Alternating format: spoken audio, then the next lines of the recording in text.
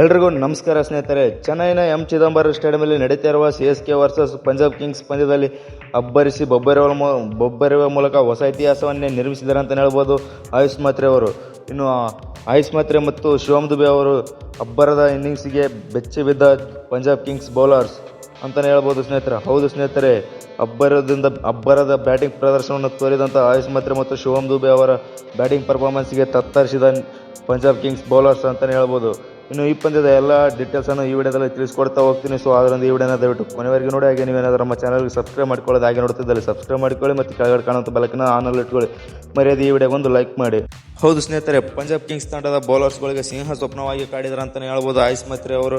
ಇನ್ನು ಮೊದಲಿಗೆ ಟಾಸ್ ಹೊತ್ತು ಬ್ಯಾಟಿಂಗ್ ಬಂದಂಥ ಚೆನ್ನೈ ಸೂಪರ್ ಕಿಂಗ್ಸ್ ತಂಡವು ನಿಗದಿತ 20 ರನ್ನಷ್ಟಕ್ಕೆ ತನ್ನ 5 ವಿಕೆಟ್ ಕಳೆದುಕೊಂಡು 209 ರನ್ಗಳು ಬಿಗ್ ಟಾರ್ಗೆಟ್ ಅನ್ನೇ ಕಲೆ ಹಾಕ್ತಾ ಅಂತಲೇ ಹೇಳ್ಬೋದು ಸ್ನೇಹಿತರೆ. ಇದರಲ್ಲಿ ಬಂದ್ಬಿಟ್ಟು ಸಂಜು ಸ್ಯಾಮ್ಸನ್ ಅವರು ಕೇವಲ 7 ರನ್ಗಳಿಗೆ ಔಟ್ ಆಗೋದ್ರ ಮೂಲಕ ಪೇವಲನತ್ತ ನಡೆದರು. ಇನ್ನು ಕ್ಯಾಪ್ಟನ್ ಋತುರಾಜ್ ಗಾಯಕ್ವಾಡ್ ಅವರು ಕೇವಲ 28 ರನ್ಗಳಿಗೆ ಪೇವಲನತ್ತ ನಡೆದರು. ಇನ್ನು ಆಯುಷ್ ಮಾತ್ರೆ ಅವರು 43 ಬಾಲ್ಗಳಲ್ಲಿ 6 ಬೌಂಡರಿ ಹಾಗೂ 5 ಸಿಕ್ಸರ್ ಒಳಗೊಂಡಂಥ ಭರ್ಜರಿಯಾಗಿ ಬ್ಯಾಟಿಂಗ್ ಪ್ರದರ್ಶನವನ್ನು ತೋರುವುದರ ಮೂಲಕ ಪಂಜಾಬ್ ಕಿಂಗ್ಸ್ ತಂಡದ ಬೌಲರ್ಸ್ಗಳಿಗೆ ಸಿಂಹ ಸ್ವಪ್ನವಾಗಿ ಕಾಡಿದ್ದಾರೆ ಅಂತಲೇ ಹೇಳ್ಬೋದು. 8 ದಿಕ್ಕುಗಳಿಗೆ ಬಾಲ್ ಅನ್ನು ದರ್ಶನವನ್ನು ಮಾಡೋದ್ರ ಮೂಲಕ 73 ರನ್ಗಳನ್ನು ಬಾರಿಸಿದ್ದಾರೆ ಅಂತಲೇ ಹೇಳ್ಬೋದು ಸ್ನೇಹಿತರೆ. ಇನ್ನು ಶಿವಮ್ ದುಬೆ ಅವರು 27 ಬಾಲ್ಗಳಲ್ಲಿ 5 ಬೌಂಡರಿ 1 ಸಿಕ್ಸರ್ ಒಳಗೊಂಡಂಥ ಅಮೋಘವಾದ ಬ್ಯಾಟಿಂಗ್ ಪ್ರದರ್ಶನವನ್ನು ತೋರೋದ್ರ ಮೂಲಕ 45 ರನ್ಗಳ ಕಲೆ ಹಾಕಿದ್ದಾರೆ ಅಂತಲೇ ಹೇಳ್ಬೋದು.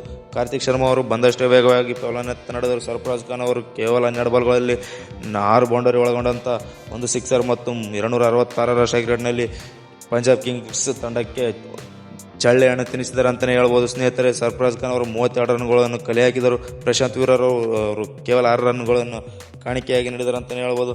ಇನ್ನು ಬೌಲಿಂಗ್ ಪರ ನೋಡೋದಾದರೆ ಬ್ರಾಟ್ಲೆಟ್ ಅವರು ಮತ್ತು ಮಾರ್ಕೋ ಜೇಸನ್ ಅವರು ತಲಾ ಒಂದೊಂದು ವಿಕೆಟ್, ಯಜುವೇಂದ್ರ ಚಾಹಲ್ ಅವರು ಸಹ 1 ವಿಕೆಟ್ ಹಾಗೂ ವೈಶಾಖ್ ವಿಜಯ್ ಕುಮಾರ್ ಅವರು 2 ವಿಕೆಟ್ ಪಡೆಯುವುದರ ಮೂಲಕ CSK ತಂಡವನ್ನು 209 ರನ್ಗಳಿಗೆ 5 ವಿಕೆಟ್ ಕಳೆದುಕೊಂಡು ಈ ಬೃಹತ್ ಮೊತ್ತವನ್ನು ಕಲೆ ಹಾಕಿತಂತಲೇ ಹೇಳ್ಬೋದು.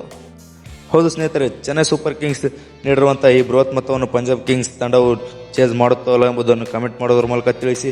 ಇದೇ ಥರ ಕ್ರಿಕೆಟ್ ಕಂಟೆಂಟ್ಗಾಗಿ ನಮ್ಮ ಚಾನಲನ್ನು ಸಬ್ಸ್ಕ್ರೈಬ್ ಮಾಡಿಕೊಳ್ಳಿ. ಹಾಗೆ ಕೆಳಗಡೆ ಕಾಣುವಂಥ ಬೆಲ್ಲೈಕನ್ನು ಆನಲ್ಲಿ ಇಟ್ಕೊಳ್ಳಿ.